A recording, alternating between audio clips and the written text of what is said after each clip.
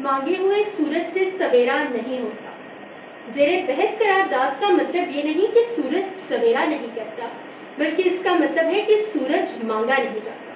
کیونکہ مانگی صرف دو ہی چیزیں جاتی ہیں، یا تو خالق کائنات سے دعا یا کسی سے اپنا حق، اور جناب والا جب ان دو سے ہٹ کر کسی سے کچھ مانگا جاتا ہے تو وہ بھیک کہلاتا ہے۔ اور یہاں میں دھوپ میں جھلستے بھکاریوں کی نہیں بلکہ ایوانوں میں بیٹھے پجاریوں کی بات کر رہی ہوں، جو اپنی بھوک مٹانے کے لیے ریون ڈیوس تک کو رہا کر سکتے ہیں۔ ارے اقوام عالم، تم ریون ڈیوس کی رہائی پر اس قوم کی خاموشی کی بات کرتے ہو، کیا تم نہیں جانتے کہ خاموشی کے گہرے سکوت میں ایوانوں میں بیٹھے امریکی دیوتاؤں کے پجاری امریکی آشیرواد حاصل کرنے کے لیے اسے اس ملک کا سربراہ تک بنا سکتے ہیں؟ سلام پاکستان، کہ جہاں سارا دن پاکستان زندہ باد کے نعرے لگاتے اور سایہ خدائے ذوالجلال کی دعائیں کرتے ہیں، مگر علی وقار سایہ خدائے ذوالجلال ایسی بے بس، بے حس اور بے ضمیر قوموں پر نازل نہیں ہوتا جو کہ غلامی کی بیڑیاں پہنے اغیار کی عدالتوں میں رقص کرنے کا فن سیکھ چکی ہے۔ تو اہل ثروت کی یہ تجویز ہے، سرکش لڑکی، تجھ کو دربار میں کوڑوں سے نچایا جائے، ناچتے ناچتے ہو جائے جو پائل خاموش، پھر نہ تعزیز تجھے ہوش میں لایا جائے، تو کہ ناواقف آداب غلامی ہے ابھی، ارے رقص زنجیر پہن کر بھی کیا جاتا ہے، رقص زنجیر پہن کر بھی کیا جاتا ہے۔ صدر علی وقار،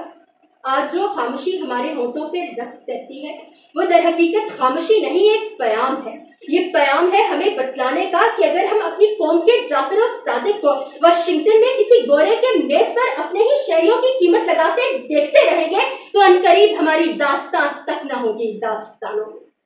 یہ پیام ہے ہمیں بتلانے کا کہ اگر اقبال کے دیس میں ان کے شاہین پہاڑوں کی چٹانوں پر بسیرا کرنے کی بجائے وائٹ ہاؤس کی دہلیز پر سر بدانوں کشکوں نے گدائی تھامے دیکھتے رہیں گے تو عنقریب غیرت مند لوگوں کے پاکستان میں نہ غیرت ہوگی اور نہ پاکستان۔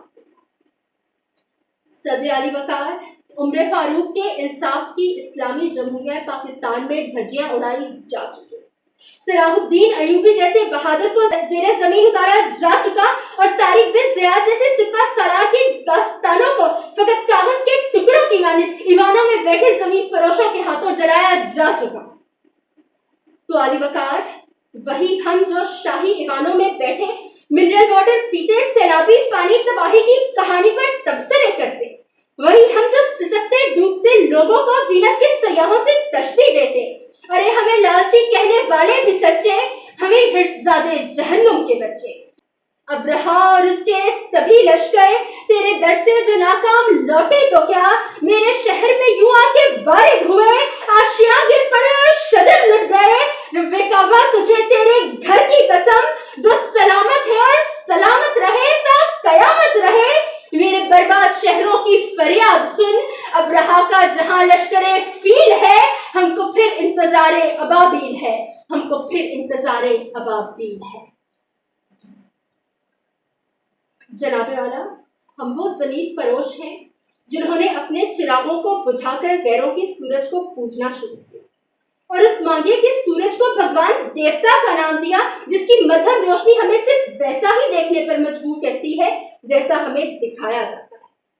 جیسا کہ ہمیں بتایا گیا کہ تم بھکاری ہو، تم بھکاری ہو اور بھکاریوں کے پاس چننے کا حق نہیں ہوتا۔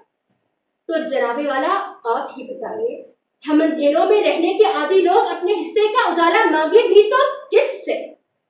زمینوں کے چراغوں کی ضیائیں بیچ دیتے ہیں، یہ کیسے لوگ ہیں ظالم، وفائیں بیچ دیتے ہیں، ہوس کی انتہا کا یہ عالم ہے کہ اب بھی جعفر و صادق مناسب دام لگ جائے تو ایمان بیچ دیتے ہیں۔ جناب والا، آج ہم جن مسائل سے دوچار ہیں، ڈوبتا ملک، مرتے لوگ، بڑھتی بھوک، اور ایسے میں ہمارے ملک کے نام نہاد رکھوالے جن کے کرم سے ہمیں بھکاری ہونے کا شرف ملا، تو ایسے میں جناب والا، ہمیں قائد کے اصولوں پر عمل کرنا ہوگا، ایمان، اتحاد، تنظیم سے کام لینا ہوگا، مغرب کی روشنیوں کے سراب کے پیچھے بھاگنے کی بجائے اپنے حصے کا سورج خود طلوع کرنا ہوگا۔ آنکھ زمیں دیکھ، فلک دیکھ، فضا دیکھ، مشرق سے ابھرتے ہوئے سورج کو ذرا